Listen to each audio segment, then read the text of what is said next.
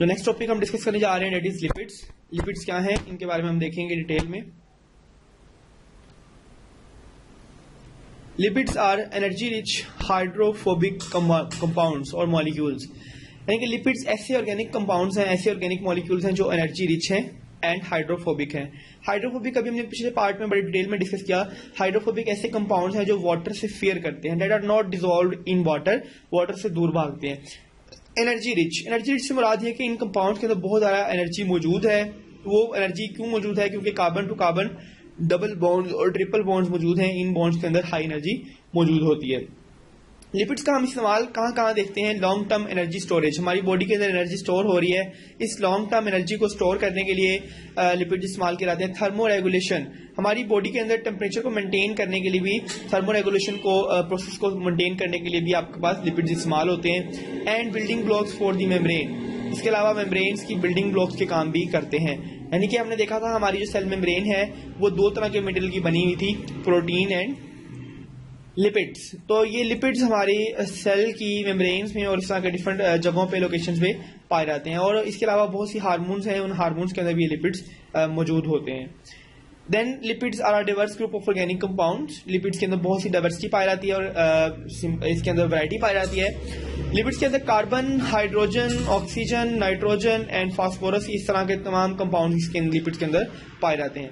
Lipids are non polar and hydrophobic compounds, polarity इनमें नहीं होती, यही वजह है कि वाटर में इनसोल्युबल हैं और ऊपर से हाइड्रोफोबिक भी हैं, यानी कि सोल्युबल तो दूर की बात, ये वाटर के साथ अट्रैक्शन ही नहीं करते। They are easily soluble in organic solvent like ether, alcohol, chloroform, benzene. अगरचे वाटर में ये soluble नहीं होते, लेकिन organic solvent like ether, alcohol, petrol, chloroform और बेंजीन, इस तरह के कंपाउंड्स में इजीली soluble हो जाते हैं। Lipid store double the amount of energy as compare to carbohydrate, that is very important point कि आपके लिपिड्स के अंदर कार्बोहाइड्रेट की निस्बतन डबल अमाउंट में एनर्जी स्टोर होती है। फॉर एग्जाम्पल 1 ग्राम कार्बोहाइड्रेट आपकी let's suppose 20 calories energy store करता है, तो 1 ग्राम लिपिड्स आपके पास 40 कैलोरीज एनर्जी स्टोर कर लेगा। अब यही वजह है कि हम देखते हैं कि आपके ऐसे सीड्स, याद रखिएगा सीड्स ने ना सिर्फ आगे के नया पौधा लगाना है बल्कि सीड्स के अंदर एनर्जी भी स्टोर होती है, ठीक है। तो हमारे ऐसे सीड्स जिसके अंदर तेल मौजूद है, जिसमें लिपिड्स मौजूद है, आप देखते हैं ऐसे तमाम सीड्स छोटे छोटे साइज के। फॉर एग्जाम्पल सरसों की सीड्स देख लें, उनमें ऑयल होता है, वो बहुत छोटे छोटे साइज के, जिसे आप राई कहते हैं। इसी तरह से कुछ सीड्स ऐसे होते हैं जिनमें कार्बोहाइड्रेट होता है लेकिन उनका साइज बड़ा होता है। पी, ग्राम, चना, ये तमाम सीड्स कार्बोहाइड्रेट रखते हैं अपने अंदर, डेट्स वाई इनका साइज बड़ा है, क्योंकि इनको उतनी एनर्जी स्टोर करने के लिए ज्यादा कार्बोहाइड्रेट स्टोर करने पड़ेंगे, तो यही वजह है कि इनका साइज बड़ा होता है। तो लिपिड्स कम जगह पे कम अमाउंट में डबल एनर्जी स्टोर करने की साहियत रखता है। They contain high proportion of CH bond, यानी कि कार्बोहाइड्रेट्स के अंदर CH बॉन्ड कम होती हैं जबकि लिपिड्स के अंदर CH बॉन्ड्स काफी ज्यादा होती हैं। और low oxygen as compare to carbohydrate, यानी कि इनके अंदर ऑक्सीजन की बॉन्ड्स कम हैं और कार्बन हाइड्रोजन बॉन्ड्स ज्यादा हैं, तो यही वजह है कि इनके पास एनर्जी भी ज्यादा होती है। Act as insulating layer, lipids का एक काम यह भी है कि ये इंसुलेशन का काम करती है, इंसुलेटिंग लेयर के तौर पे काम करती है। वैक्सीज बनाती हैं, वैक्सीज ऐसे कंपाउंड्स हैं जो कि इंसेक्ट्स की एक्सोस्केलेटन में मौजूद होते हैं और ये इनको प्रोटेक्शन प्रोवाइड करते हैं। अब आपको ये डायग्राम में दिखाया जा रहा है कि हमारी लिपिड्स की कुछ टाइप्स दिखाई जा रही हैं। 2% फॉस्फोलिपिड्स जो हैं वो प्लांट्स और एनिमल्स में पाए जाते हैं।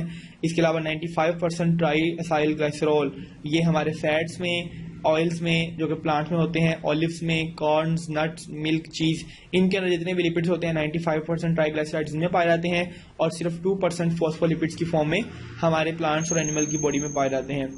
टाइनी परसेंट स्टीरोल्स, जैसा कि हमारे ब्लड के अंदर कुछ स्टीरोल्स मौजूद हैं। For example the one of the most important sterol is cholesterol. Cholesterol भी एक लिपिड है और ये भी हमारी बॉडी के अंदर पाया जाता है, तो ये हमारी बॉडी के अंदर कुछ फॉर्म में पाए जाते हैं। एग्जाम्पल ऑफ लिपिड, लिपिड की क्या एग्जाम्पल्स हैं? Number 1 waxes. तो वैक्सीज कहाँ पाए जाते हैं? इंसेक्ट्स के एक्सोस्केलेटन में। हमने बात की थी कि इंसेक्ट्स का जो एक्सोस्केलेटन है वो काइटन का बना होता है और इस काइटन की काम क्या है? ये इंसेक्ट्स को प्रोटेक्शन देता है, इंसुलेशन देता है और ये वैक्सीज यहाँ पे भी पाई जाती हैं। Number 2 cutin. क्यूटिन क्या है? क्यूटिन प्लांट की एपिडर्मिस के ऊपर पाई जाने वाली एक प्रोटेक्टिव लेयर है, हिफाजती खोल है जो कि प्लांट की एपिडर्मिस को प्रोटेक्ट करता है और इसको हम क्यूटिन कहते हैं। तो हमारी वैक्सीज और cutin both have lipids in them. फिर हम लिपिड्स की क्लासिफिकेशन की बात करेंगे। लिपिड्स को हमने दो मेन ग्रुप्स में डिवाइड किया। Number one group is fatty acid and the other group is glyceride. हमने लिपिड्स को उनकी कैरेक्टरिस्टिक्स और प्रॉपर्टीज की बुनियाद पे दो ग्रुप्स में डिवाइड किया है, fatty acid and glycerides. Fatty acid के आगे मजीद दो टाइप्स हैं, saturated and unsaturated. Saturated fatty acids ऐसे फैटी एसिड्स हैं जिनके दरमियान कोई डबल या ट्रिपल बॉन्ड मौजूद नहीं होती, जबकि अनसैचुरेटेड फैटी एसिड्स ऐसे फैटी एसिड्स हैं जिसके अंदर डबल और ट्रिपल बॉन्ड्स मौजूद होती हैं। फिर हम बात करते हैं न्यूट्रल ग्लाइसराइड्स एंड फोस्फोग्लाइसराइड्स। ये हमारे ग्लाइसराइड्स की टाइप्स हैं on the basis of their pH and on the basis of their presence in the phosphate groups. तीसरी टाइप जो हमारे पास आती है लिपिड्स की, वो हम कहते हैं नॉन ग्लाइसराइड लिपिड्स या फिर कॉम्प्लेक्स लिपिड्स। कॉम्प्लेक्स लिपिड्स के अंदर लिपोप्रोटीन्स आते हैं। लिपिड्स और प्रोटीन के मिलने से जो कॉम्प्लेक्स स्ट्रक्चर बनते हैं उन्हें हम लिपोप्रोटीन्स कहते हैं। जबकि नॉन ग्लिसराइड लिपिड्स के अंदर वैक्सीज हैं, ऐसे लिपिड्स जिसके अंदर ग्लिसरीन मौजूद नहीं होती, उनमें वैक्सीज शामिल हैं, स्फिंगोलिपिड शामिल हैं और इसके अलावा यहाँ पे स्टेरॉइड्स भी शामिल हैं। स्फिंगोलिपिड्स के आगे दो टाइप्स हैं, स्फिंगोमेलिन्स एंड ग्लाइकोलिपिड्स। तो ये आपको होल मैप दिखाया जा रहा है कि लिपिड्स की कौन कौन सी कैटेगरीज हैं, लिपिड्स की कौन कौन सी टाइप्स हैं और इसमें किस तरह के स्ट्रक्चर्स पाए जाते हैं। देन हम क्लासिफिकेशन की बात करें तो लिपिड्स को हमने 5 क्लासेस में डिवाइड किया हुआ है। Number 1 glyceride, number 2 phospholipid and waxes, steroids and terpenoids. अब हम इन क्लासेस को डिटेल में भी देखेंगे। सबसे पहले हम बात करते हैं ट्राइग्लिसराइड की। Tri mean 3 and glyceride mean glycerol. ये ऐसा लिपिड है जिसके अंदर 3 ग्लिसरॉल्स के मॉलिक्यूल कंबाइन हुए हैं। इसको हम कॉमनली असाइल ग्लिसरॉल का नाम भी देते हैं। ट्राइसाइल ग्लिसरॉल्स को फैट भी कहा जाता है। Chemically triacyl glycerides are esters of fatty acid and alcohol. अगर आप इसकी केमिकल कॉम्पोजिशन देखें तो ट्राइसाइल ग्लाइसराइड्स एस्टर्स के बने हुए हैं, asters of fatty acid and alcohol, यानी कि अल्कोहल और फैटी एसिड के मिलने से एस्टर्स बनते हैं और ये ट्राइसाइल ग्लाइसराइड्स इन्हीं एस्टर्स से बने हुए हैं। They are composed of glycerol and fatty acid. यही हमने बात की कि 1 मॉलिक्यूल ग्लिसरॉल का है और 3 मॉलिक्यूल फैटी एसिड के हैं। जब दोनों आपस में कंबाइन करते हैं, कंबाइन करने से हमारे पास ट्राइसाइल ग्लाइसराइड्स या फिर एसाइल ग्लिसरॉल्स बनते हैं। द नंबर 2 ब्रांच थी glyceraldehyde glycerides. Glycerides are ester. ये क्या है जी? ये एस्टर्स हैं जो कि ग्लिसरॉल और फैटी एसिड के मिलने से बनते हैं। वेजिटेबल ऑयल, एनिमल फैट्स, ये तमाम ट्राइग्लिसराइड से ही बनी हुई हैं और ये नेचुरल एंजाइम लाइपेजेस वगैरह के टूटने से बनती हैं। Mono and diglycerides and free fatty acid. ये कुछ मोनो ग्लिसराइड्स हैं, कुछ डाइग्लिसराइड्स हैं और कुछ फ्री फैटी एसिड हैं। इनके कंबाइन होने से आपके पास ग्लिसराइड्स बनते हैं। तो ट्राइग्लिसराइड्स हम इसे ही कहते हैं। जब 3 ग्लिसराइड आपके पास कंबाइन हो रहे हैं तो उसे हम ट्राइग्लिसराइड कहते हैं। ये आपके पास दिखाया जा रहा है कि एक ग्लिसरॉल का मॉलिक्यूल है और 3 फैटी एसिड की चेन है, number 1, number 2 and number 3। 3 chains एक ग्लिसरॉल के मॉलिक्यूल से कंबाइन करती हैं और कॉम्बिनेशन का बॉन्ड ये बनता है, ये एक बॉन्ड है। इस तरह के 3 बॉन्ड्स यहाँ बनते हैं तो इसीलिए हम इसे कहते हैं ट्राइसाइल ग्लिसरॉल। अब हम देखते हैं ये जो ग्लिसरॉल है ये क्या है। ग्लिसरॉल एक अल्कोहल है जिसके अंदर 3 कार्बन एटम्स हैं और हर कार्बन के साथ हाइड्रोक्सिल ग्रुप अटैच हुआ है और ये बेसिकली हाइड्रोक्सिल ग्रुप पोलर होते हैं नेचर में। यही वजह है कि ये हाइड्रोक्सिल वाला पार्ट जो है वाटर में सॉल्युबल होता है जबकि फैटी एसिड वाला पार्ट वाटर में सॉल्युबल नहीं होता। फैटी एसिड क्या है ये भी देख लेते हैं। फैटी एसिड भी एक हाइड्रोकार्बन की चेन है जो कि सिंगल कार्बोक्सिल ग्रुप के साथ अटैच है टर्मिनल एंड से। फैटी एसिड के पास लॉन्ग चेन्स होती हैं, कितनी लंबी हो सकती हैं? 2, 4 से लेके 28 कार्बन एटम तक लंबी चेन हो सकती है। तो ये हमने देखा ग्लिसरॉल्स क्या होते हैं, फैटी एसिड्स क्या होते हैं। ये दोनों चीजें मिलके आपके पास ट्राइग्लिसराइड्स बनाती हैं जो कि आपके यहाँ बहुत जरूरी है। तो ये आप देख सकते हैं डायग्राम में कि कैसे एक ग्लिसरॉल का मॉलिक्यूल है और एक ग्लिसरॉल का मॉलिक्यूल कैसे 3 डिफरेंट फैटी एसिड के साथ जुड़ने जा रहा है, यानी कि ये वाला कार्बन इसके साथ लिंक करेगा, ये इसके साथ और ये इसके साथ, और आपके पास ये एक पूरा ट्राइग्लिसराइड का मॉलिक्यूल बन जाएगा। यहाँ पे आप देख सकते हैं कि कैसे एक ये ग्लिसरॉल का मॉलिक्यूल है, इसके साथ ये चेन्स लगी हुई है 3 डिफरेंट और आपके पास एक ट्राइसाइल ग्लिसरॉल का मॉलिक्यूल बनता जा रहा है। फिर हम बात करते हैं कि जब एक अल्कोहल और एक carboxylic acid, this is a general reaction, कि जब भी एक अल्कोहल किसी कार्बोक्सिलिक एसिड से कंबाइन करता है तो यहाँ से H निकलता है और यहाँ से OH निकलता है, ये मिलके वाटर का मॉलिक्यूल बनाते हैं। ये वाटर का मॉलिक्यूल निकल आता है और पीछे जो बॉन्ड बनती है C और O के दरमियान जो बॉन्ड बनती है, this is the functional group which is known as ester.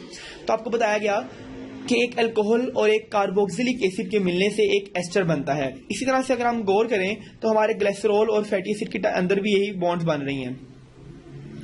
There are same bonds between one glycerol and the fatty acid, तो यहाँ से भी एक वाटर मॉलिक्यूल निकलता है, यहाँ पे एस्टर की बॉन्ड बनती है, तो इसीलिए हम इसको एस्टर्स भी कह सकते हैं।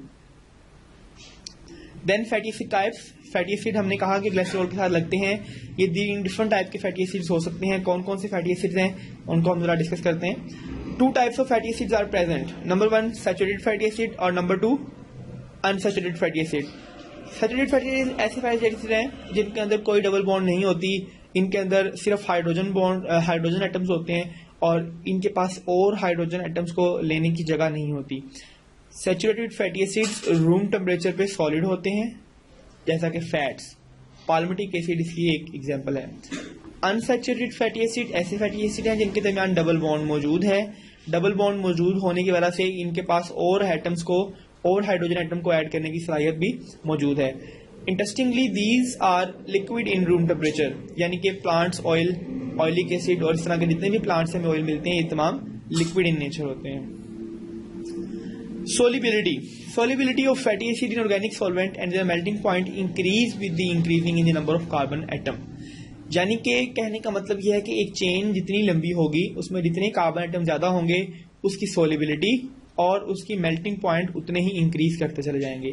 किसी भी चेन के अंदर जितने मेल्टिंग कार्बन एटम ज्यादा होंगे उतनी उसकी मेल्टिंग पॉइंट भी इंक्रीज करेंगे।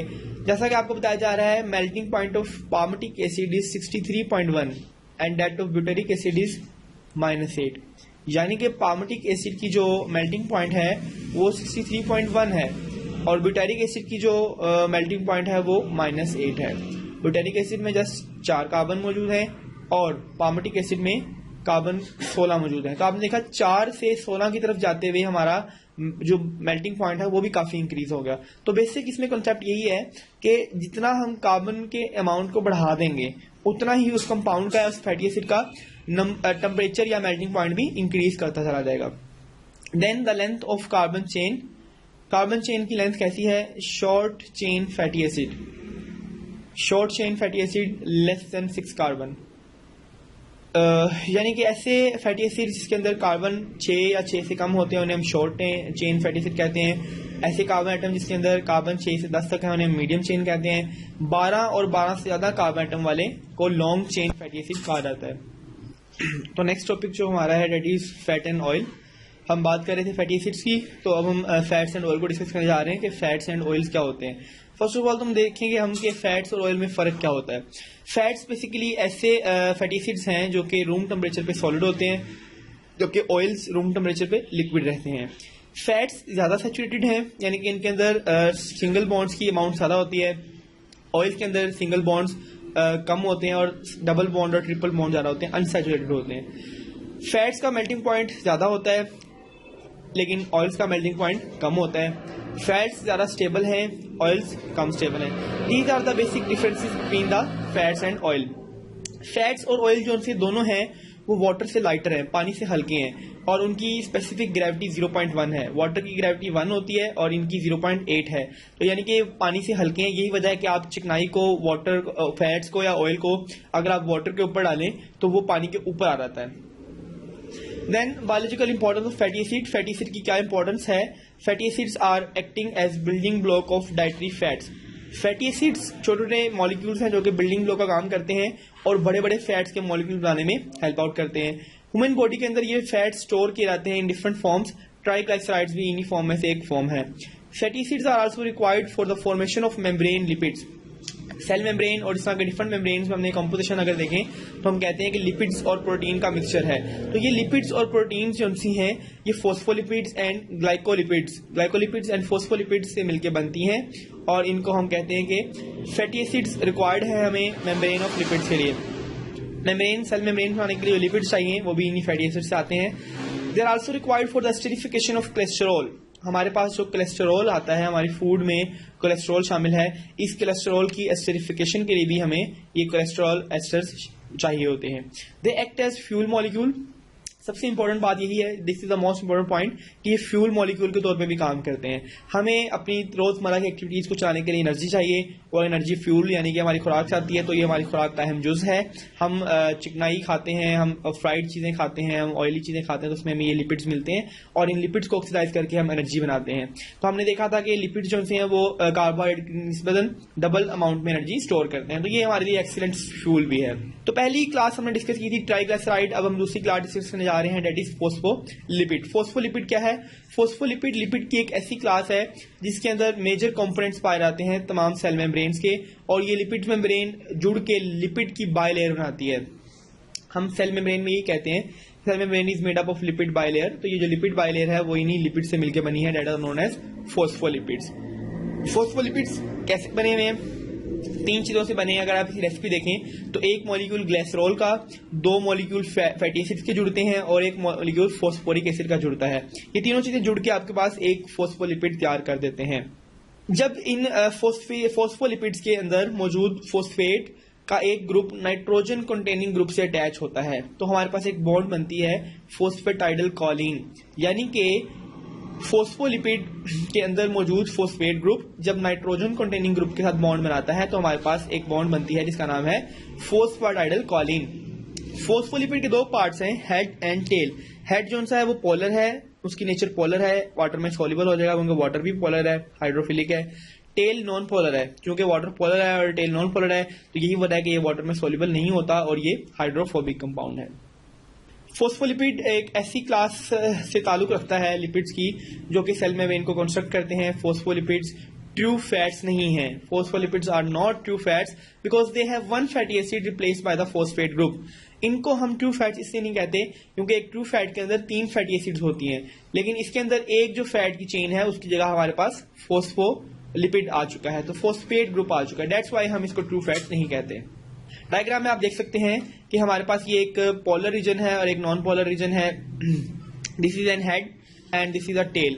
अब टेल के अंदर आपको थोड़ा सा बेंड नजर आ रहा है, ये बेंड इसीलिए है क्योंकि एक चेन तो इसमें फैटी एसिड की चेन है, दूसरी भी फैटी एसिड की चेन है, लेकिन तीसरे के अंदर हमारे पास यहाँ पे फोस्फेट ग्रुप लगा हुआ है, हमारे पास यहाँ पे फैटी एसिड नहीं है। यही वजह है कि हमारे पास ये फोस्फोलिपिड एक ट्रू फैट नहीं कहलाती।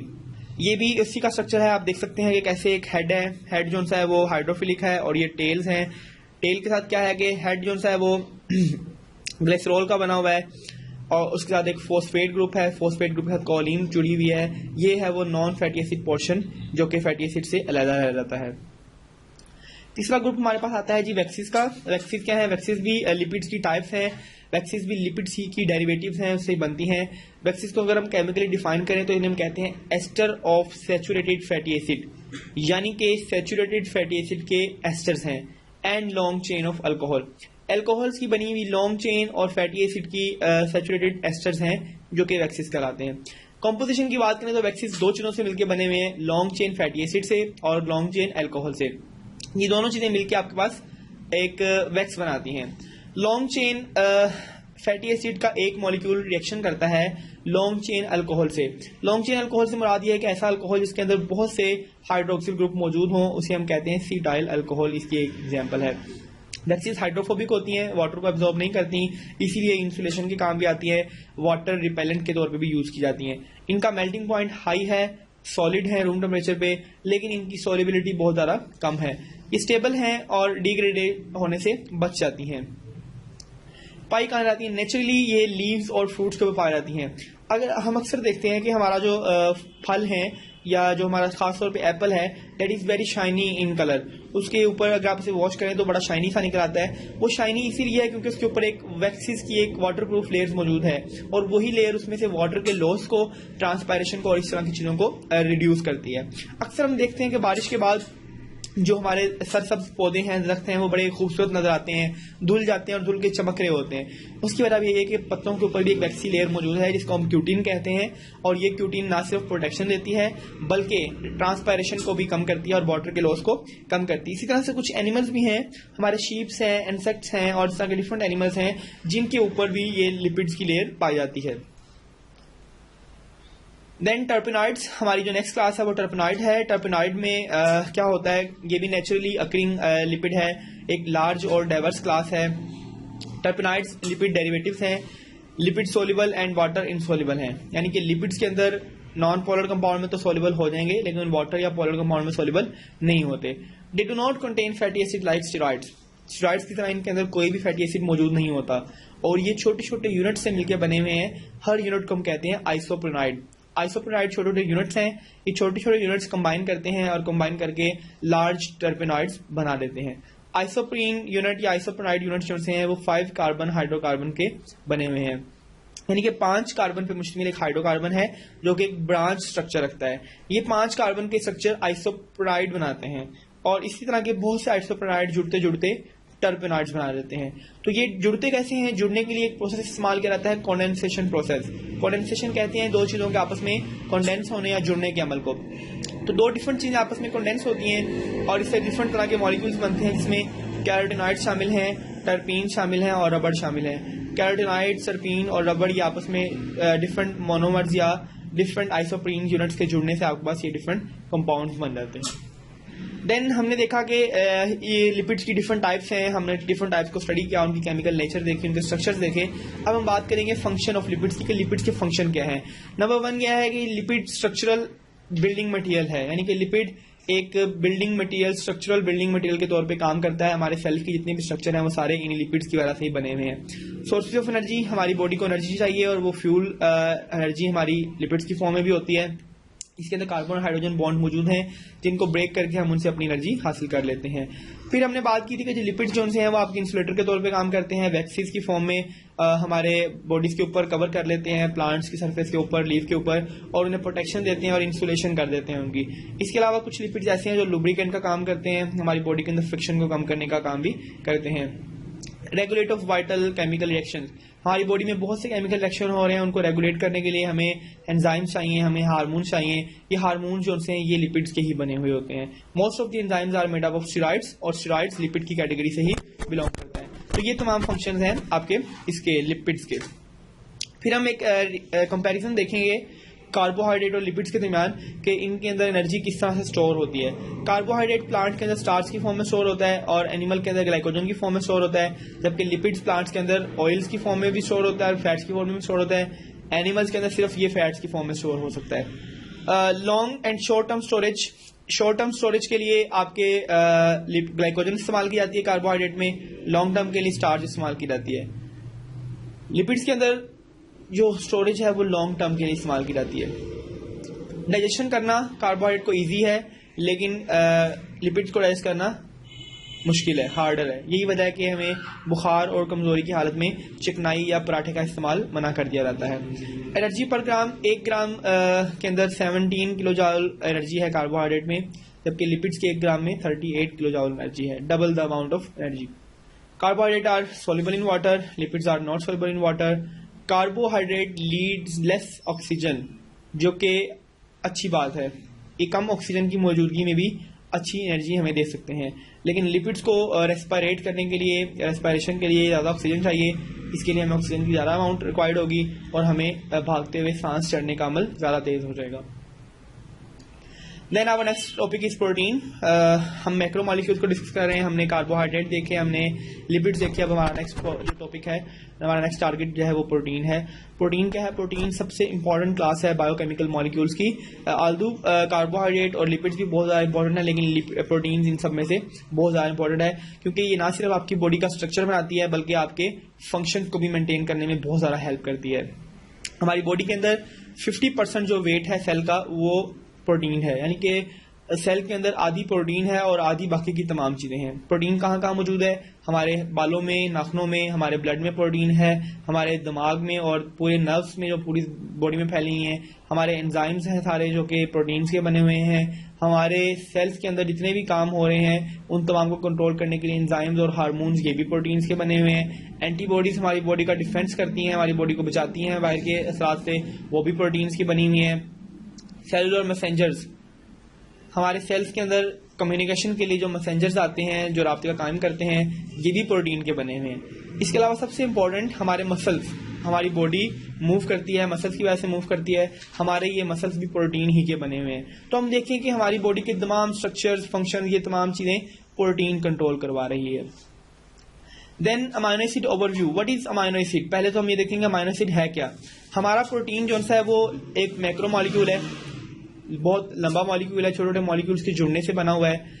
अब ये कौन से मॉलिक्यूल हैं जो जुड़ रहे हैं, these are basically amino acids, यानी कि हमारी जो लॉन्ग प्रोटीन है वो इन अमाइनो एसिड्स के जुड़ने से बनती है। तो हम अमाइनो एसिड देखने जा रहे हैं। अमाइनो एसिड को प्रोटीन का बिल्डिंग ब्लॉक कहा जाता है। आप देख सकते हैं कि यहाँ पे छोटे छोटे अमाइनो एसिड जुड़े हैं, ये जुड़ के ही आपकी एक लॉन्ग चेन प्रोटीन बनाते हैं, तो इसीलिए हम इसे बिल्डिंग ब्लॉक भी कहते हैं। तो ये प्रोटीन हमारे muscles, tendons, organs, glands, nail, hair हर जगह मौजूद है। हमारे ग्रोथ के अमल में, हमारे रिपेयरिंग में, सेल्स को मेंटेन करने के प्रोसेस में, हर तरह के प्रोसेस में ये यूज हो रहे हैं। अब हम अमाइनो एसिड की बात करें तो हम देखते हैं हमारी बॉडी में डिफरेंट टाइप के अमाइनो एसिड्स हैं। 170 डिफरेंट टाइप्स हैं अमाइनो एसिड की जो कि हमारी बॉडीज और सेल्स और टिश्यूज में पाई जाती हैं। इसमें से सिर्फ 25 अमाइनो एसिड ऐसे हैं जो कि प्रोटीन बनाने में काम आते हैं, और इन 25 में से भी सिर्फ 20 अमाइनो एसिड ऐसे हैं जो कि ज्यादातर हमें नजर आते हैं, 5 के बहुत कम नजर आते हैं। यानी कि 20 मेजर अमाइनो एसिड है ऐसे जो कि हमारे प्रोटीन सेंसिस में रोल प्ले करते हैं। अमाइनो एसिड्स प्रोटीन के बेसिक स्ट्रक्चरल यूनिट हैं। अगर हम देखें अमाइनो एसिड खुद क्या है तो हमें पता चलता है कि अमाइनो एसिड एक ऑर्गेनिक कंपाउंड है जो कार्बन से जुड़ा हुआ है। एक सेंट्रल कार्बन एटम है जिसके एक तरफ अमाइनो ग्रुप अटैच है, जिसके बाद एक हाइड्रोजन ग्रुप अटैच है, एक कार्बो ऑक्सिल ग्रुप अटैच है, और चौथा एक आर ग्रुप अटैच है। R group is variant group, variable group, ये चेंज हो सकता है। ये कुछ भी यहाँ पे आर की जगह, आर एक जनरल वर्ड है, आर की जगह कोई भी लंबा कंपाउंड लग सकता है। तो ज्यादातर हमारे जो अमाइनो एसिड है उनके अंदर ये दोनों चीजें कांस्टेंट हैं, एक कार्बोक्सिल ग्रुप और एक अमाइनो ग्रुप लाजमी होता है। These two groups are variant groups, और इनके चेंज होने से हमारे पास different varieties of amino acids आ जाती हैं। तो हमारे पास डिफरेंट अमाइनो एसिड हैं। इस कार्बन को हम कहते हैं अल्फा कार्बन, जो कि ये चारों ग्रुप अल्फा कार्बन के जरिए हमारे ग्रुप से अटैच है।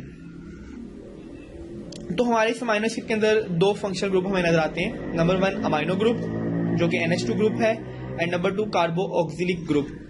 तो इन्हीं दो ग्रुप्स की वजह से हमारे अमाइनो एसिड का नाम अमाइनो एसिड रखा गया। अमाइनो एसिड में जो दो वर्ड हैं, amino mean represent amino group and acid mean, चूंकि हमारे पास कार्बो ऑक्सिलिक एसिड का ग्रुप मौजूद है, दैट्स व्हाई हम इसको एसिड कह देते हैं। आर ग्रुप साइड चेन है, आर की जगह कोई भी चेन लग सकती है, छोटी बड़ी लंबी छोटी। ये तमाम चेन्स लगने के बाद आपके तमाम अमाइनो एसिड की डिफरेंट वैरायटीज बनती हैं। 20 डिफरेंट टाइप के अमाइनो एसिड मौजूद है हमारे पास, और हर अमाइनो एसिड को हम 3 वर्ड्स के नाम देके शॉर्ट फॉर्म में रिप्रेजेंट कर सकते हैं। All of the alpha amino acid except glycine are chiral because the alpha or carbon is attached to 4 different group। हम कहते हैं कि जी हमारे तमाम अमाइनो एसिड के अंदर जो अल्फा कार्बन है वो 4 ग्रुप से अटैच है। इस स्ट्रक्चर को हम कहते हैं कायरल। लेकिन ये काम ग्लाइसिन में नहीं होता। ग्लाइसिन के अलावा बाकी तमाम अमाइनो एसिड ऐसे हैं, ग्लाइसिन के अंदर ये काम ऐसा नहीं रहता। अमाइनो एसिड का बेसिक स्ट्रक्चर हमने भी यही डिस्कस किया कि एक हमारा अल्फा कार्बन है और इस अल्फा कार्बन के साथ ये 4 ग्रुप अटैच हैं, R group, amino group, carboxyl group, और ये आप इसकी 3D डिमेंशन में भी स्ट्रक्चर देख सकते हैं। देन पेप्टाइड बॉन्ड, हमने कहा कि अमाइनो एसिड्स के जुड़ने से लॉन्ग चेन बनती है। तो पेप्टाइड बॉन्ड वो बॉन्ड है जो दो अमाइनो एसिड को जोड़ती है। जब भी दो अमाइनो एसिड जुड़ते हैं और इनके दरमियान एक अमाइड लिंकेज बनता है, इसी अमाइड लिंकेज को हम पेप्टाइड बॉन्ड भी कहते हैं। A chain of amino acid is called polypeptide. जब बहुत से अमाइनो एसिड आपस में जुड़ते हैं तो हम इसे पॉलीपेप्टाइड कह देते हैं। Peptide bond is found by dehydration, synthesis और by a condensation reaction. Dehydration synthesis कहते हैं ऐसी सिंथेसिस जिसके अंदर वाटर का मॉलिक्यूल एलिमिनेट हो। तो हमने देखा था कि जब दो अमाइनो एसिड जुड़ते हैं तो उनमें से एक वाटर का मॉलिक्यूल निकलता है। इसे हम डिहाइड्रेशन सिंथेसिस या फिर कंडेंसेशन रिएक्शन का नाम देते हैं। तो दो अमाइनो एसिड के दरमियान होने वाला ये रिएक्शन पेप्टाइड बॉन्ड बनाता है। एक अमाइनो एसिड का अमाइन ग्रुप और दूसरे अमाइनो एसिड का कार्बोक्सिलिक ग्रुप, ये दोनों आपस में रिएक्ट करते हैं और रिएक्ट करने के बाद वाटर का मॉलिक्यूल निकल आता है। Amino acid joint in this phase are called residues. जो अमाइनो एसिड इस तरह से जुड़ते हैं उन्हें हम रेजिड्यूज का नाम दे देते हैं। पेप्टाइड बॉन्ड की कैरेक्टरिस्टिक्स की बात करें, पेप्टाइड बॉन्ड एक बहुत स्ट्रॉन्ग बॉन्ड है। CN bond is planar. CN bond एक प्लेनर बॉन्ड है। नो रोटेशन, इसके दरमियान कोई रोटेशन नहीं होती, ये फिक्स बॉन्ड है। Single bond either side do allow rotation of the residues. ये सिंगल बॉन्ड हमारे पास दोनों तरफ से रोटेशन को अलाउ नहीं करती। सो पॉलीपेप्टाइड चेन्स आर फ्लेक्सिबल, ये अपने आप को मूव करवाने की एबिलिटी रखती हैं। यहाँ हम देख सकते हैं कि ये एक अमाइनो एसिड है और ये दूसरा अमाइनो एसिड है। एक अमाइनो एसिड के अमाइन ग्रुप से और दूसरे अमाइनो एसिड के कार्बोक्सिलिक ग्रुप से कुछ हाइड्रोजन और हाइड्रोक्सिल ग्रुप ले जा रहे हैं। इनको कंबाइन करके वाटर एलिमिनेट होगा और पीछे हमारे पास ये बॉन्ड बन जाती है। This is known as dipeptide bond. ऐसी बॉन्ड जो दो डिफरेंट अमाइनो एसिड को आपस में जोड़ देती है, इसे हम कहते हैं डाइपेप्टाइड बॉन्ड। ठीक है, तो ये डिफरेंट अमाइनो एसिड इसी तरह से जुड़ते जाएंगे और आपके पास एक पूरा एक लॉन्ग चेन बनेगी जिसे हम पॉलीपेप्टाइड चेन कहते हैं। देन हम बात करते हैं structure of protein, very important topic and interesting topic. Protein के स्ट्रक्चर की हम बात करें तो हम इसको 4 लेवल्स तक देखते हैं। प्रोटीन्स के स्ट्रक्चर 4 लेवल तक जाते हैं। Number 1 primary structure, number 2 secondary structure and number 3 tertiary structure, number 4 quaternary structure. तो इन स्ट्रक्चर्स को हम आगे डिटेल में डिस्कस करेंगे। केमिकल बॉन्डिंग बहुत ज़्यादा इंपॉर्टेंट है क्योंकि इसने स्ट्रक्चर मेंटेन करना है। प्रोटीन के अंदर जो अमाइनो एसिड जुड़े हुए हैं वो पेप्टाइड बॉन्ड के जरिए जुड़े हुए हैं। Peptide bond basically covalent bond ही की टाइप है और ये बहुत ज़्यादा स्ट्रॉन्ग बॉन्ड है। बाकी बॉन्ड्स भी प्रोटीन्स के अंदर मौजूद होती हैं जो कि प्रोटीन का स्ट्रक्चर मेंटेन करवाती हैं, लेकिन ये प्रोटीन्स पेप्टाइड बॉन्ड की निस्बतन वीक होती हैं, जिसके अंदर नॉन कोवेलेंट बॉन्ड शामिल है, हाइड्रोजन बॉन्ड शामिल है, आयनिक बॉन्ड शामिल है, वैन डर वाल इंटरेक्शन शामिल है और हाइड्रोफोबिक इंटरेक्शन भी यहाँ पे पाए जा सकते हैं। सबसे पहले हम बात करेंगे प्राइमरी स्ट्रक्चर की। प्राइमरी स्ट्रक्चर है क्या? बहुत से अमाइनो एसिड्स जब एक सीक्वेंस में जुड़ते हैं तो इनके जुड़ने से जो लीनियर सीक्वेंस बनता है इस स्ट्रक्चर को हम कहते हैं अमाइनो एसिड। तो आप देखिए कि हमारे बहुत से अमाइनो एसिड जुड़ने के बाद आपके पास एक लॉन्ग चेन बन गई है। इस चेन को हम कह देते हैं कि this is a primary sequence. ये दो चीजों पर डिपेंड करती है। नंबर 1 सीक्वेंस, यानी कि अमाइनो एसिड किस सीक्वेंस में जुड़े हैं। हमने बोला कि हमारे पास 20 डिफरेंट टाइप के अमाइनो एसिड्स हैं, जैसा कि आपके पास डिफरेंट अल्फाबेट्स हैं, ABCDEFG, आपके पास डिफरेंट अल्फाबेट्स हैं। आप इन अल्फाबेट्स को आगे पीछे करके डिफरेंट तरह की इंफॉर्मेशन, डिफरेंट तरह के वर्ड्स बना देते हैं। इसी तरह से 20 different amino acid different sequence में जुड़ते हैं और जुड़ने के बाद आपके पास डिफरेंट तरह के अमाइनो प्रोटीन चेन्स बनती है।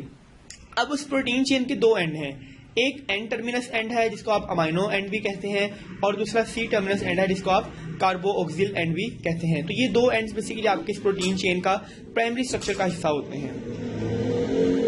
हमारी बॉडी के अंदर 10,000 के करीब प्रोटीन्स मौजूद हैं और ये प्रोटीन सिर्फ इन 25 किस्म के अमाइनो एसिड से जुड़ने से बनती हैं।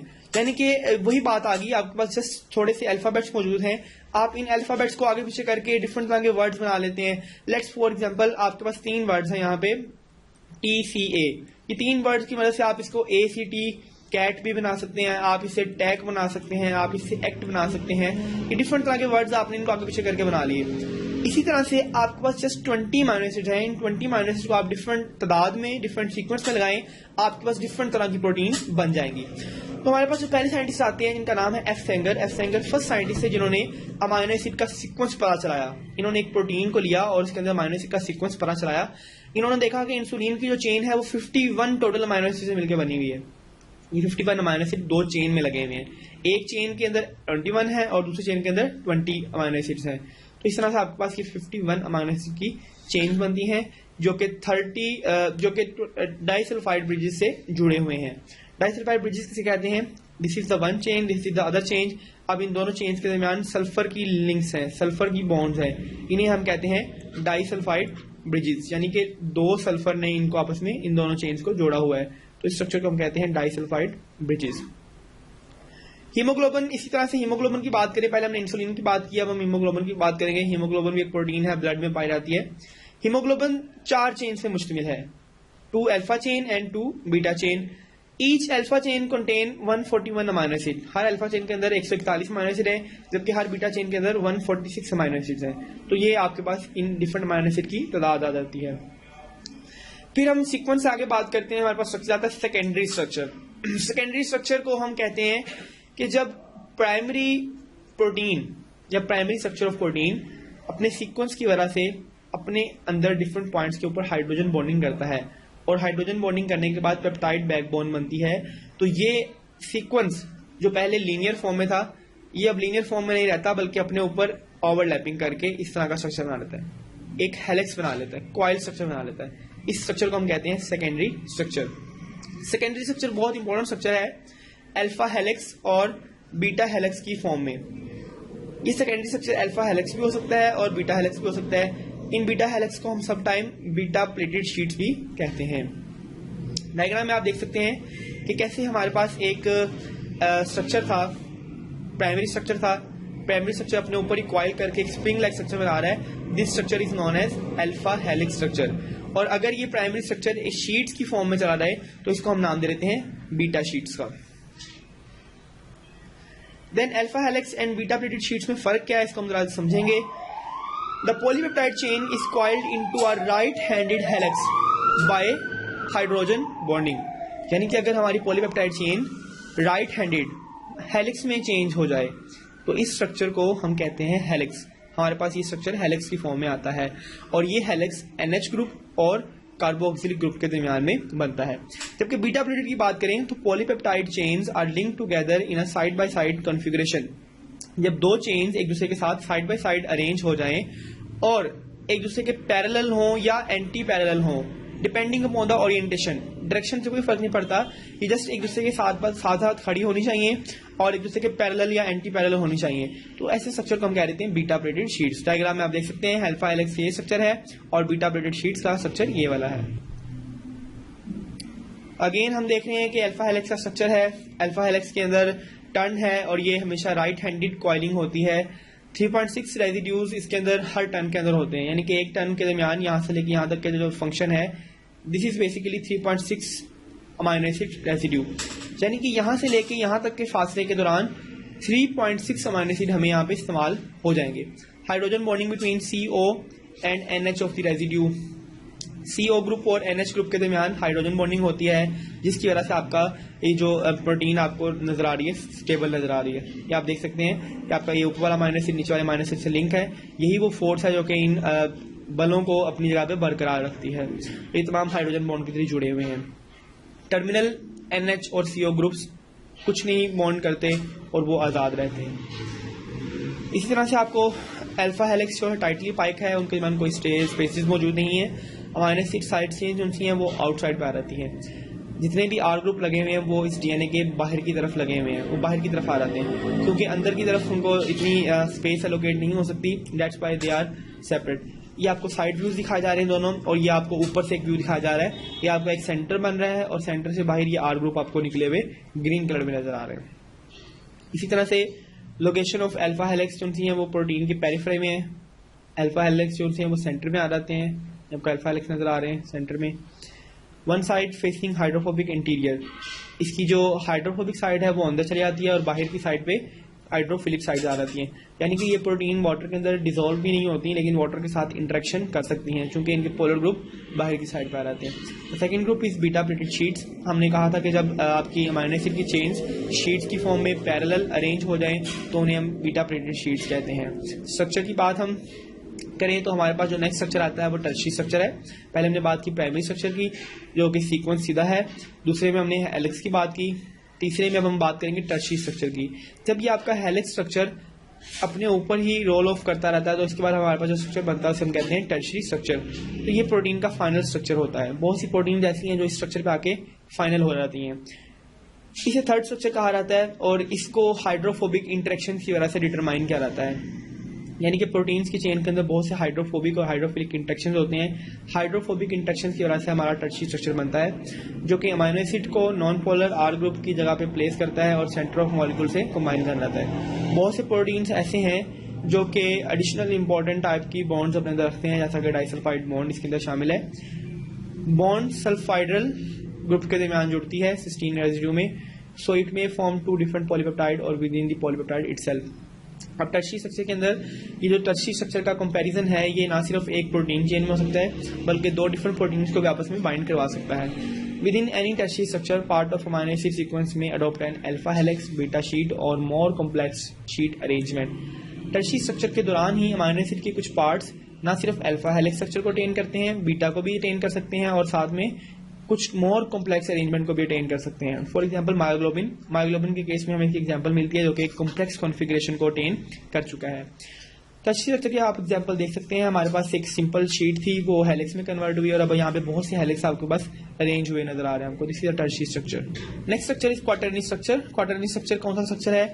ये ऐसा प्रोटीन का स्ट्रक्चर है जिसमें दो से ज्यादा चेन्स आपस में कंबाइन करते हैं, यानी कि आप देख सकते हैं कि हमारे पास अल्फा हेलिक्स के बाद टर्शियरी स्ट्रक्चर बने थे। This is one protein chain, this is other protein chain, this is other protein chain. अगर बहुत सी प्रोटीन चेन्स आपस में कंबाइन हो जाएं तो कंबाइन होकर जो स्ट्रक्चर बनता है that is known as quaternary structure. Haemoglobin, DNA polymerase, ion channels, ये तमाम जो आपके पास एग्जांपल्स आई हैं ये एक से ज्यादा चेन्स के बने हुए हैं। हीमोग्लोबिन को हमने डिस्कस किया कि हीमोग्लोबिन 4 डिफरेंट चेन्स की बनी हुई है। अल्फा चेन, बीटा चेन, ठीक है। तो ये बेसिकली डिफरेंट चेन जब आपस में जुड़ती हैं तो हमारे पास क्वाटरनरी स्ट्रक्चर आ जाता है। एग्जाम्पल में हीमोग्लोबिन आ गई है, this is the one chain, this is other chain, this is other chain. तो डिफरेंट चेन जो उनके आपके पास क्वाटरनरी स्ट्रक्चर बनाती हैं। अब हम प्रोटीन की दो कैटेगरीज कर देते हैं। प्रोटीन को हमने दो कैटेगरीज में डिवाइड किया है, number 1 fibrous protein and number 2 globular protein. Fibrous protein एक ऐसी प्रोटीन है जो कि फाइबर्स की फॉर्म में पाई जाती है। हमारे हेयर्स के अंदर, हमारे नेल्स के अंदर जो प्रोटीन्स हैं वो फाइब्रस प्रोटीन है। इसके अलावा silk protein that is also fibrous in nature. तो जब फाइनल बीटा प्लीटेड शीट्स बनती हैं तो हमारे पास सिल्क का स्ट्रक्चर आता है और इसके दौरान जो इंटरेक्शन है वो हमारे पास प्रोटीन चेन्स बनाती हैं। अब कुछ प्रोटीन चेन्स ऐसी हैं जो कि शीट्स की फॉर्म में है, जैसा कि आप यहाँ देख सकते हैं कि सिल्क का जो स्ट्रक्चर है वो सेकेंडरी स्ट्रक्चर है। तो इसको हम कहते हैं कि ये फाइबर्स की फॉर्म में है, this is in the form of fibre. तो ऐसी प्रोटीन्स को हम फाइबरस प्रोटीन कहते हैं। जबकि कुछ प्रोटीन्स ऐसी होती हैं जो कि फाइबरस नहीं होती, जिनको हम ग्लोबुलर प्रोटीन कहते हैं, उन्हें भी हम देखेंगे आगे। फाइबरस प्रोटीन जो है वो एक्विस मीडिया के अंदर सोल्यूबल नहीं होती, they are insoluble. For example keratin protein wool में पाई जाती है, आपको पता है कि वूल वाटर में सोल्यूबल नहीं होती। ये कॉइल्ड अल्फा हेलिकल्स प्रोटीन से मुश्तमिल है और ये रस्सी नुमा स्ट्रक्चर में आ रहती है। इसके अलावा स्किन में, फर में, हेयर में, wool, claws, nail, hooves, horn, scale, beaks, feathers, actin and myosin, ये दो वो प्रोटीन है जो मसल में पाई जाती हैं, ठीक है।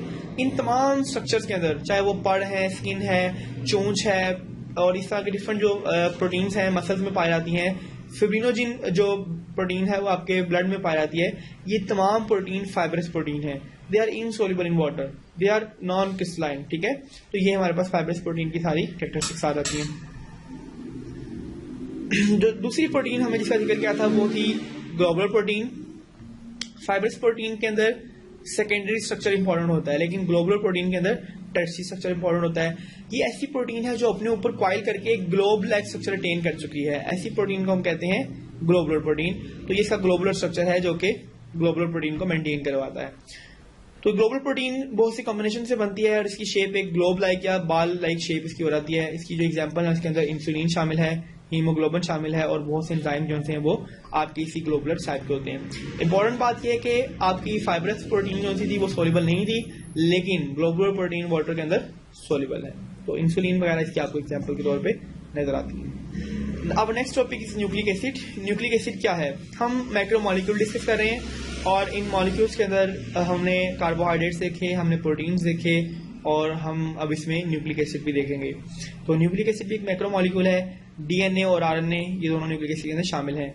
ये भी लॉन्ग चेन मॉलिक्यूल्स हैं। आपको डायग्राम में नजर आ रहा है कि कैसे एक लंबा सा आपको डीएनए नजर आ रहा है, तो ये भी एक लॉन्ग चेन मॉलिक्यूल है।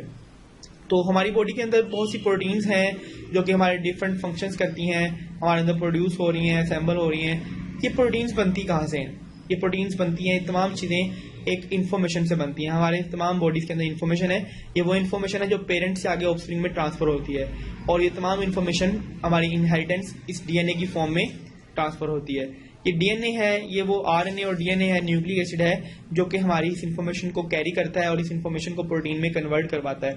तो हमारी जितनी भी इनहेरिटेंस है, जितने भी जीन्स हैं, वो सारे के सारे इन्हीं इन्फॉर्मेशन डीएनए और आरएनए की इन्फॉर्मेशन पे बेस करते हैं। तो हमारे पास दो वर्ड्स आते हैं, डीएनए एंड आरएनए। हम देखेंगे डीएनए और आरएनए क्या है। DNA is deoxyribonucleic acid, RNA is ribonucleic acid. DNA store genetic information, DNA के अंदर जेनेटिक इन्फॉर्मेशन स्टोर हुई है। आरएनए इस जेनेटिक इन्फॉर्मेशन को स्टोर्ड फॉर्म से फंक्शनल फॉर्म में लेके आता है और इससे प्रोटीन सिंथेसिस करवाता है। तो ये आपके दोनों न्यूक्लिक एसिड हैं। Then composition of nucleic acid. Nucleic acid कैसे बने हुए हैं? हमने बात की कि न्यूक्लिक एसिड भी लॉन्ग पॉलीमर है, लॉन्ग चेन्स हैं, ठीक है। जैसे हमारी प्रोटीन थी, प्रोटीन अभी एक पॉलीमर है, पॉलीपेप्टाइड है, ये अमीनो एसिड के जुड़ने से बनती है। इसी तरह से हमारे जो न्यूक्लिक एसिड हैं वो छोटे छोटे यूनिट्स जिनको हम न्यूक्लियोटाइड कहते हैं, वो न्यूक्लियोटाइड्स के जुड़ने से बनते हैं। न्यूक्लियोटाइड्स की तरह के बहुत से छोटे छोटे यूनिट्स हैं, ये यूनिट्स आपस में ज्वाइन करते हैं, ज्वाइन करके एक लॉन्ग चेन बनाते हैं। इस लॉन्ग चेन को हम न्यूक्लिक एसिड कहते हैं। तो न्यूक्लिक एसिड को हम डिफाइन करते हैं, nucleic acid is a polynucleotide made up of nucleotide. Nucleotide के जुड़ने से एक लॉन्ग न्यूक्लियोटाइड बनता है जिसको हम कहते हैं nucleic acid. Then the next question is what is nucleotide. हमने ये तो बात कर ली कि न्यूक्लियोटाइड के जुड़ने से बनता है, लेकिन ये न्यूक्लियोटाइड खुद क्या है? तो इसके लिए हमें न्यूक्लियोटाइड का स्ट्रक्चर देखना पड़ेगा कि न्यूक्लियोटाइड बताते खुद क्या है। ये हमारे पास एक न्यूक्लियोटाइड दिखाया जा रहा है। आप देख सकते हैं कि हमारा न्यूक्लियोटाइड तीन चीजों पे मुश्तमिल है। Number 1 phosphate group, number 2 nitrogenous base, ये फॉस्फेट ग्रुप और नाइट्रोजनस बेस दोनों एक शुगर के साथ बाउंडेड हैं। एक शुगर का एटम है जिसके ऊपर फॉस्फोरस और नाइट्रोजनस बेस दोनों अटैच्ड हैं। इसको हम कहते हैं कि ये एक न्यूक्लियोटाइड है। तो इस तरह के बहुत से न्यूक्लियोटाइड्स आपस में जुड़ जाते हैं और जुड़ने के बाद एक पॉलीपेप्टाइड चेन बनती है। या आपको इसका स्ट्रक्चर दिखाया जा रहा है। This is a sugar, this is phosphate group and this is the nitrogenous base. तो ये तीनों चीजें आपस में इंटरेक्शन के साथ एक न्यूक्लियोटाइड बनाती हैं। स्ट्रक्चर आप इसका देख सकते हैं। Again this is also structure of nucleotide. हम देखते हैं यहाँ पे एक न्यूक्लियोटाइड है, ये इसका फॉस्फेट ग्रुप है और ये एक न्यूक्लियोटाइड है। ये सारे न्यूक्लियोटाइड आपस में बॉन्डिंग करके बने हुए हैं और बॉन्डिंग के बाद आपके पास एक लॉन्ग चेन बन रही है। वो बॉन्ड जो दो न्यूक्लियोटाइड को आपस में जोड़ती है उसे हम कहते हैं फॉस्फोडाइएस्टर बॉन्ड। ये स्पेशल बॉन्ड है जो कि फॉस्फेट ग्रुप को और एक और शुगर को जोड़ती है। इस बॉन्ड को हम कहते हैं फॉस्फोडाइएस्टर बॉन्ड। तो ये इस बॉन्ड इसकी मल्टी स्ट्रक्चर में काम करती है। नेक्स्ट डीएनए और आरएनए। डीएनए और आरएनए में फर्क क्या है? हम कहते हैं कि DNA is deoxyribonucleic acid and RNA is ribonucleic acid. What is the difference between them? इसके साथ हमने वर्ड लगाया है deoxy. D mean removal and oxy mean oxygen. आप देख सकते हैं कि एक नॉर्मल न्यूक्लियोटाइड, एक नॉर्मल शुगर ये है राइबोज शुगर, जिसके अंदर नंबर 2 पोजीशन पे एक OH ग्रुप मौजूद है।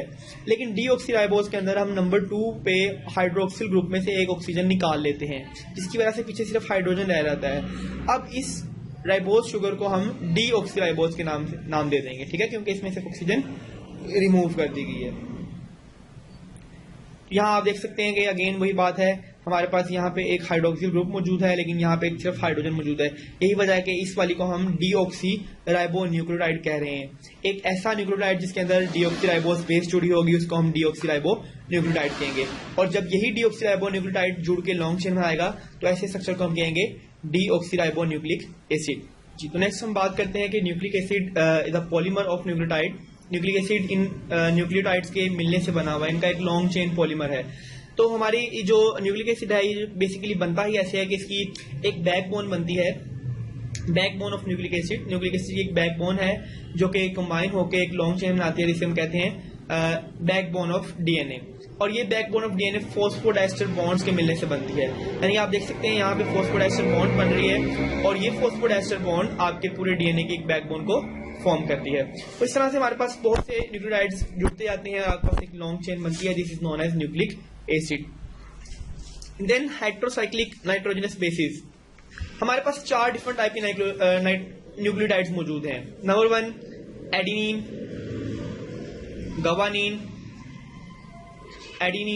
Guanine, cytosine, thymine, uracil. अब होता क्या है, हमारे पास ये 4 डिफरेंट नाइट्रोजनस बेसिस हैं। फॉस्फेट ग्रुप और राइबोज शुगर सेम रहेगी। ये 4 डिफरेंट तरह के न्यूक्लियोटाइड्स अगर हमारे साथ अटैच हो जाएं तो हमारे पास 4 डिफरेंट न्यूक्लियोटाइड्स बन जाते हैं। अब इन बेसिस की हमने कैटेगराइज कर दिया इनको हमने 2 कैटेगरीज में। Number 1 purees and number 2 pyrimidines. ये प्यूरीन्स हैं और ये पायरिमिडीन्स हैं। प्यूरीन्स हम कहते हैं डबल रिंग बेसिस को, ऐसी बेसिस जिसके अंदर 2 रिंग पाए जाते हैं। आप यहाँ देख रहे हैं 2 रिंग मौजूद हैं, इनको हम प्यूरीन्स, इन दोनों को हम प्यूरीन्स कहते हैं। और इन तीनों को जो कि सिंगल रिंग प्रोटीन्स हैं, सिंगल रिंग नाइट्रोजन बेसिस हैं, इन्हें हम पायरिमिडीन कहते हैं। Adenine and guanine both are purines and cytosine, uracil and thymine these three are pyrimidine. इसमें जो यूरासिल है, uracil is present only in RNA, जबकि thymine is present in DNA only. ठीक है, अब हम कहते हैं इनकी तरफ से हमारे पास 4 डिफरेंट टाइप के न्यूक्लियोटाइड्स बन जाते हैं। जेम्स वेटसन और फ्रैंकिस क्रिक कैम्ब्रिज यूनिवर्सिटी के रिसर्चर्स हैं जो कि रोजलिन, फ्रैंकलिन और इन तमाम लोगों के साथ मिलके डीएनए की पिक्चर्स लेते हैं, एक्सरे क्रिस्टलोग्राफी के जरिए इनके इमेजेस लेते हैं और इससे वो अपने स्ट्रक्चर का पता चलाते हैं कि ये डीएनए किस तरह का है और इसका स्ट्रक्चर किस तरह का है। तो इन तमाम स्टडीज के बाद ये देखते हैं कि DNA molecule is a double strand molecule. इस तरह का एक डबल स्ट्रैंड मॉलिक्यूल है जो कि कॉइल्स की फॉर्म में अरेंज होता है। ये डीएनए कॉइल्स की फॉर्म में अरेंज है और आपके पास एक इस तरह का स्ट्रक्चर आपको इसको मिलता है। इसे हम कहते हैं कि ये हेलिक्स स्ट्रक्चर है या फिर डबल कॉलिक्स मॉडल है। तो इन तमाम चीजों को मद्देनजर रखते हुए वेटसन और क्रिक एक मॉडल पेश करते हैं जिसको नाम दिया जाता है वेटसन क्रिक मॉडल का। वेटसन क्रिक मॉडल में 2 सिंगल स्ट्रैंड्स हैं, ये आपको नजर आ रहे हैं, एक सिंगल स्ट्रैंड ये वाला और एक सिंगल स्ट्रैंड ये वाला। ये 2 सिंगल स्ट्रैंड्स हैं ये आपस में कंबाइन हुए हैं, शुगर और फॉस्फेट बैकबोन इसकी आउटसाइड पे है और बेसिस इनसाइड में, यानी कि these are the sugars and this is the phosphate. तो ये शुगर और फॉस्फेट ये सारी इसकी आउटसाइड पे रेलिंग बनाती हैं और नाइट्रोजनस बेसिस इनके अंदर की तरफ शामिल है, इनके इंटरनल स्टेप्स नाइट्रोजनस बेसिस बनाती हैं। तो इस तरह से ये आपके पास एक लैडर लाइक स्ट्रक्चर बनता है, बिल्कुल एक लैडर लाइक स्ट्रक्चर बनता है जो कि हम सीढ़ियां इस्तेमाल करते हैं छत पे चढ़ने के लिए। और फिर ये लैडर अपने ऊपर कॉइलिंग करती है तो हमारे पास एक डबल हेलिक्स स्ट्रक्चर बनता है जिसे हम डीएनए का स्ट्रक्चर भी कहते हैं। तो ये बेसिस हैं जो कि स्पेसिफिक बेस पेयर से बनती हैं और इनके दरमियान हाइड्रोजन बॉन्ड मौजूद है। हाइड्रोजन बॉन्ड की मदद से अपने स्पेसिफिक स्ट्रक्चर को बरकरार रखती हैं। ये आपको दिखाया जा रहा है कि कैसे डीएनए का स्ट्रक्चर पता चलाया। एक्सरे क्रिस्टलोग्राफी एक ऐसी टेक्निक है जिसकी मदद से हम एटम्स की प्रेजेंस को डिटेक्ट करते हैं। तो हमने डीएनए की एक्सरे क्रिस्टलोग्राफी करवाई फ्रैंकलिन एंड विलिकिंस ने, और इससे आपको जो स्ट्रक्चर मिलता है वो इस तरह का स्ट्रक्चर नजर आता है। तो इससे हमें पता चलता है कि डिफ्रैक्शन के मुताबिक हमारा जो डीएनए है वो इस तरह से पिंच करता हुआ जा रहा है। तो ये आपको एक स्ट्रक्चर देता है एक्सरे बीम की मदद से हम इसका एक पूरा स्ट्रक्चर देखने की कोशिश करते हैं। हमारे पास फिर कंफर्मेशन आ जाती है कि हमारा जो स्ट्रक्चर है डीएनए का वो इसी पे मुश्तमिल है। Nucleotide bases of DNA form complementary pairs, adenine always bond to thymine. This is very important concept. हमने कहा कि हमारे पास दो डिफरेंट तरह की बेसिस हैं, प्यूरिन है, पायरिमिडीन्स हैं। अब इन चार बेसिस में से जो एडेनिन बेस है वो हमेशा बॉन्ड करती है थायमिन से, और जो गवानिन बेस है वो हमेशा लिंक करती है साइटोसिन से। कभी भी आपकी टी बेस सी से कंबाइन नहीं कर सकती या ए बेस जी से कंबाइन नहीं कर सकती, हमेशा a bond will be combined to the T nucleotide. और एक और चीज आप यहाँ देख रहे हैं कि adenine is bounded to thymine by double bond, जबकि guanine bound is to cytosine by triple bond. यानी कि ये इनके अंदर डिफरेंट पैटर्न्स हैं। हमेशा एडेनिन थायमिन के साथ डबल बॉन्ड बना के बाइंड करेगी और ग्वानिन साइटोसिन के साथ ट्रिपल बॉन्ड बना के करेगी। इसमें और हमें कोई कॉम्बिनेशन नजर नहीं आता। इस चीज को एरवन चेरगिफ रूल भी कहा जाता है कि एरवन और चेरगिफ ने यही कहा था कि जितनी भी किसी एक सेल के अंदर एडेनिन मौजूद है उतनी ही उस सेल के अंदर थायमिन मौजूद होती है, और जितनी एक सेल के अंदर गवानिन होती है उतनी ही उसी सेल के अंदर साइटोसिन भी होती है। यानी कि चूंकि इन दोनों ने एक दूसरे से ही कंबाइन करना है तो इनकी अमाउंट सेम होती है, जितनी एडेनिन उतनी थायमिन, जितनी साइटोसिन उतनी गवानिन। तो ये हमें इससे क्यों मिलता है कि ये दोनों बेसिक एक दूसरे से बाउंड करती हैं, यही वजह है कि इनकी जो अमाउंट है वो सेम है। देन आपको दिखाया जा रहा है कि कैसे इनके दरमियान हाइड्रोजन बॉन्ड बनती है। ये एडेनिन है और ये थायमिन है, कैसे ये आपस में दोनों हाइड्रोजन बॉन्डिंग करके डबल हाइड्रोजन बॉन्ड बनाते हैं। और ये गवानिन और साइटोसिन ये कैसे आपस में ट्रिपल हाइड्रोजन बॉन्ड बनाते हैं, ये आपको इसका एक स्ट्रक्चर नजर आ रहा है। ये जो बॉन्डिंग्स हैं these are weak hydrogen bonds. Covalent bond जो है वो स्ट्रॉन्ग होती है, वो इनका स्ट्रक्चर डिटरमाइन करती है, लेकिन जो हाइड्रोजन बॉन्ड्स हैं they are weak hydrogen bonds, they stabilize double helix structure. DNA sample, ये अभी वही बात आ गई जो अर्गन चेरगिफ हमने की थी 1951 में। अर्गन चेरगिफ बताते हैं कि ए की अमाउंट टी के बराबर है, जी की अमाउंट सी के बराबर है, 30% एडेनिन, 30% थायमिन, 20% ग्वानिन, 30% ही साइटोसिन। तो ये bases pair are always equal होते हैं। यही बात है कि हमने ये कहा कि ये आपस में पेयरिंग करते हैं क्योंकि इनकी अमाउंट सेम है, so they should be in pair with each other. फिर हमने एस्टिमेशन की अमाउंट ऑफ डीएनए की, हमने चिकन के सेल लिए और फिश के सेल लिए और इसके अंदर एस्टिमेट किया। चिकन सेल के रेड ब्लड सेल में हमने देखा कि जो अमाउंट ऑफ डीएनए है वो 2.3% है और अमाउंट ऑफ डीएनए फिश के अंदर 3.3% है। लीवर सेल के अंदर 2.4% है और 3.3% है। किडनी में भी 2.4% है और 3.3% है। यानी कि आप देखें तो चिकन के अंदर तमाम सेल्स के अंदर डीएनए की अमाउंट सेम है, ऑलमोस्ट सेम है। इसी तरह से फिश के अंदर भी तमाम सेल के अंदर अमाउंट सेम है, लेकिन फर्क पड़ता है स्पर्म सेल के अंदर। स्पर्म सेल के अंदर अमाउंट हाफ रह जाती है, the amount is exactly half in the sperm cell. तो इस चीज ने ये सोचने में मजबूर कर दिया कि जो गैमेट्स हैं दे आर हैप्लॉइड। हमारी बॉडी के तमाम सेल्स डिप्लॉइड हैं, 2n हैं, उनके अंदर डबल क्रोमोसोम मौजूद होता है, डबल जीन्स मौजूद होते हैं, लेकिन गैमेट्स के अंदर सिर्फ क्रोमोसोम या डीएनए हाफ मौजूद है। मियोसिस के बाद आप यही पढ़ते हैं कि चूंकि नंबर ऑफ गैमेट्स हाफ हो चुके हैं, दैट्स व्हाई इनके पास क्रोमोसोम नंबर हाफ है।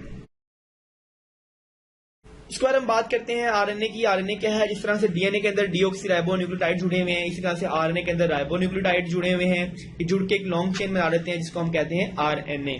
तो ये एक मॉलिक्यूल की बैकबोन बनती है राइबोस की। और डीएनए और आरएनए में बेसिक फर्क क्या है वो हम फर्क देखेंगे।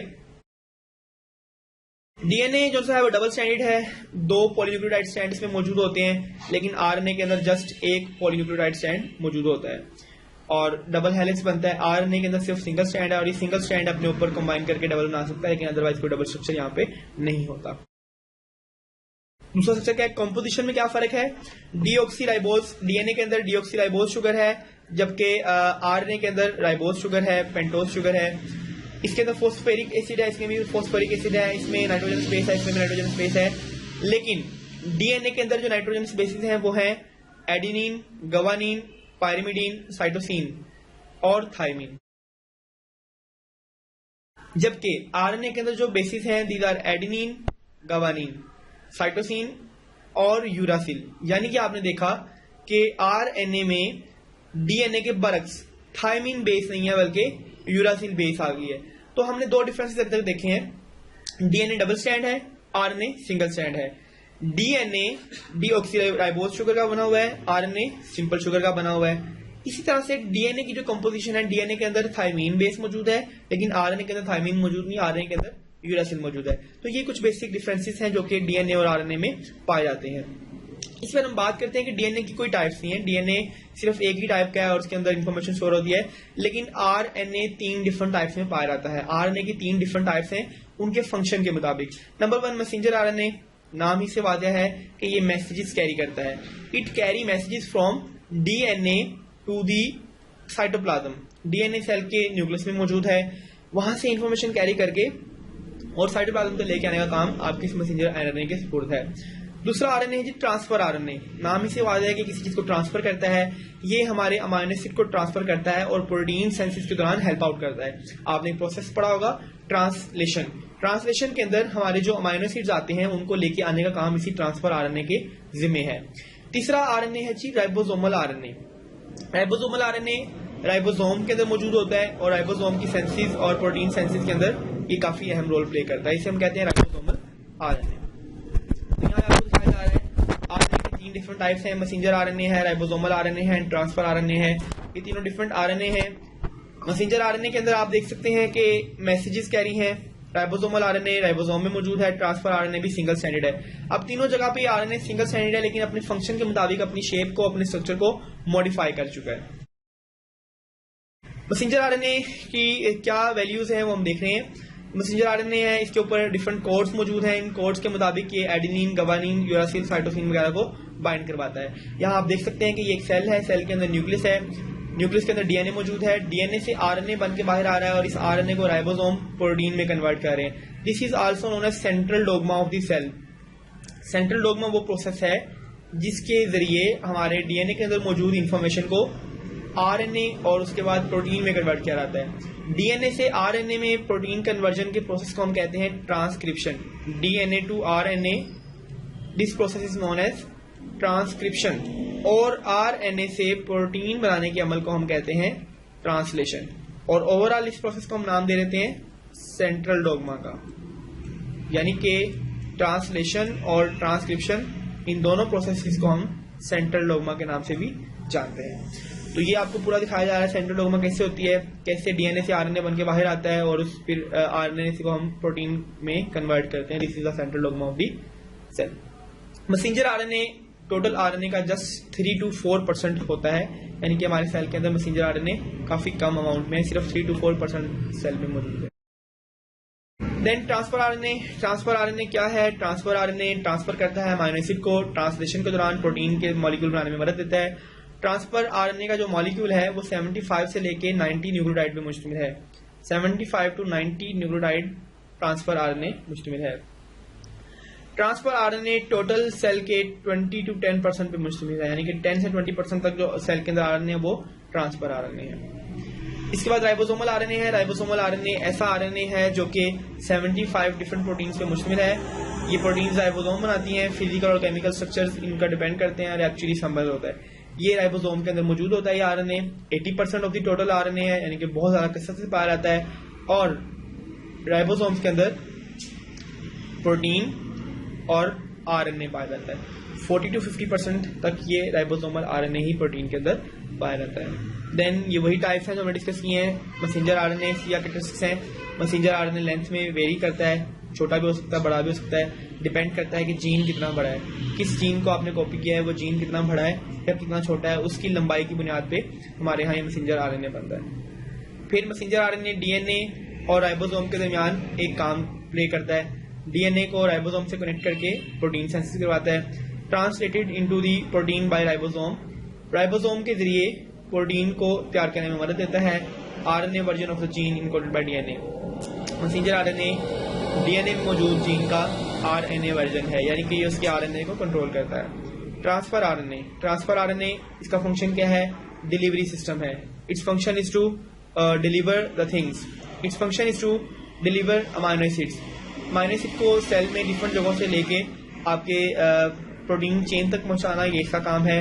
70 to 90% तक होता है और बड़ा शॉर्ट सा है ये। राइबोसोमल आरएनए ये प्रोटीन के साथ बाइंड करता है, राइबोसोम बनाता है, इसकी लेंथ भी डिफरेंट होती है और इसका काम प्रोटीन की सिंथेसिस करना है। Next is the conjugated molecule. The word conjugated is, ये वर्ड कॉन्जुगेटेड का मतलब है दो डिफरेंट कैटेगरीज के मॉलिक्यूल्स अगर मिल जाएं और मिलके एक नया मॉलिक्यूल बनाएं तो उसे हम कहते हैं कॉन्जुगेटेड मॉलिक्यूल। द आइन group is the prosthetic group, a non protein group associated with a folded protein. अगर किसी प्रोटीन के साथ नॉन प्रोटीन पार्ट लग जाए तो उसे हम कहते हैं conjugated molecule. For example, carbohydrate अगर प्रोटीन के साथ लगेगा तो उसे हम कहेंगे ग्लाइकोप्रोटीन। अगर कार्बोहाइड्रेट लिपिड के साथ लगेगा तो उसे हम कहेंगे लिपोप्रोटीन। और अगर कार्बोहाइड्रेट न्यूक्लिक एसिड से लगेगा तो हम उसे कहेंगे nucleoprotein. These all are the conjugated molecules। ये तमाम conjugated molecules हैं, क्योंकि इसमें आप देख रहे हैं कार्बोहाइड्रेट और प्रोटीन दो अलग कैटेगरीज हैं। तो हमने यही कहा कि अगर दो डिफरेंट कैटेगरीज से बिलोंग करने वाले मॉलिक्यूल आपस में जुड़ जाएं तो जो नया मॉलिक्यूल बनता है, वैरायटी वाला मॉलिक्यूल बनता है, नया कॉम्प्लेक्स मॉलिक्यूल बनता है, उसे हम कहते हैं conjugated molecule. This is for the whole chapter. Thank you. और मजीद इन्फॉर्मेशन के लिए, मजीद नॉलेज के लिए आपकी वेबसाइट पे ही, इसी वेबसाइट पे आपके एमसीक्यूज दिए गए, उन्हें लाजमी सॉल्व करें ताकि आपकी अच्छी प्रैक्टिस हो सके।